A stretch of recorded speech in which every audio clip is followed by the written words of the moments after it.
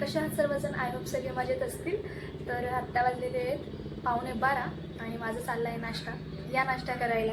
तर आज नाश्त्यामध्ये आहे मस्त असा आलू पराठा आणि दही. चल नाश्ता करून घेते आणि मग तुमच्याशी बोलते.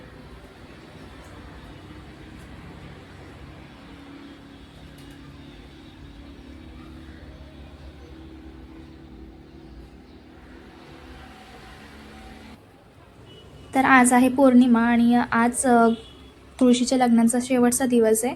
तर आज आम्हालाही तुळशीचं लग्न करायचं आहे. तर त्यासाठी मी ते बाल्कनी मी स्वच्छ करून घेते आहे, पुसून घेतलं थोडंसं, कारण याच ठिकाणी आम्हाला तुळशीचं लग्न लावायचं आहे. आणि इथे जागा थोडीशी कमी आहे, कारण इथे बाल्कनी छोटी आणि त्यात आम्ही थोडंसं सामान लावलेलं आहे. तर चला असू देत, आता सिटीमध्ये असं होतच राहतं. आणि तुळसही आमची छोटीच आहे, त्यामुळे होऊन जातं काम.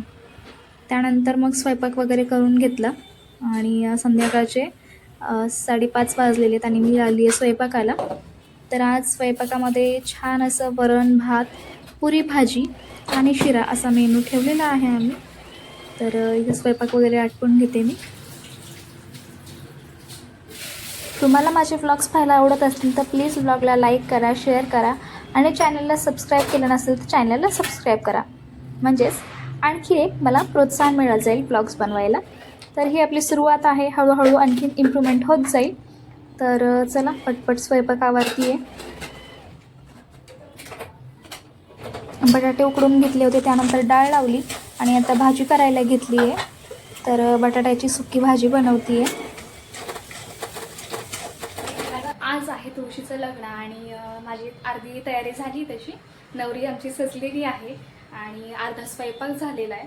तर जेवायला नक्की या बरं का. आणि ते आता मी वटीचं वगैरे सामान काढून घेतले आणि चला बाकीचा स्वयंपाक राहिलेला करून घेऊया आणि मग करूया तुळशीचं लग्न.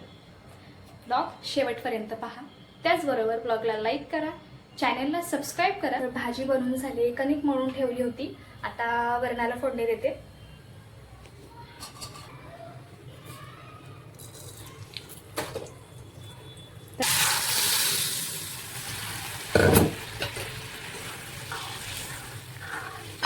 आणि मला एक ना अशा वाटीने पुऱ्या करायला सोप्या वाटतात, पटकन होऊन जातं आणि एक समान आकाराचे होतात.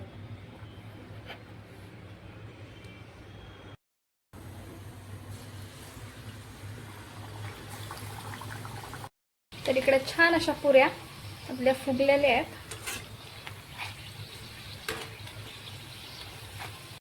तर मस्त अशा टम्म फुगलेल्या पुऱ्या तयार आहेत.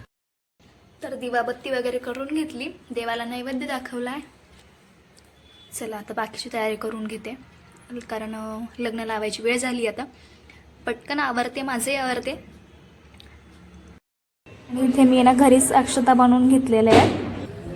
त्यानंतर रांगोळी वगैरे काढून घेतली आणि तुळशीच्या लग्नाला रांगोळी तर पाहिजेच, म्हणून पटकन रांगोळी पण काढली, छोटीशीच काढली.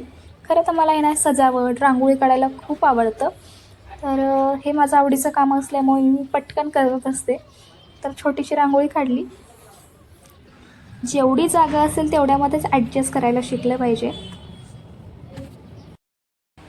आणि इथं अशा प्रकारे मी तुळस सजवलेली आहे, एकदम नवरीप्रमाणेच दिसतीये. तर इथे समोर कृष्णही ठेवलेला आहे आणि आम्ही तिघच असल्यामुळे इथे ना मध्ये जे उपरणं धरतात ना, ते मम्मीलाच धरायला लावलं आम्ही, कारण शेजारी कोणीच नव्हतं आणि तिघांमध्ये असं ॲडजस्ट करावं लागतं. तर आम्ही तुळशीचं लग्न लावलं संध्याकाळी 7 वाजता. इकडे मम्मीने ओटी वगैरे भरून घेतली आणि खूप सुंदर वाटत होतं, मन प्रसन्न झालं होतं. तर अशा पद्धतीने आमच्या तुळशीचं लग्न झालेलं आहे आणि भेटू एका नवीन ब्लॉगमध्ये. तोपर्यंत बाय बाय.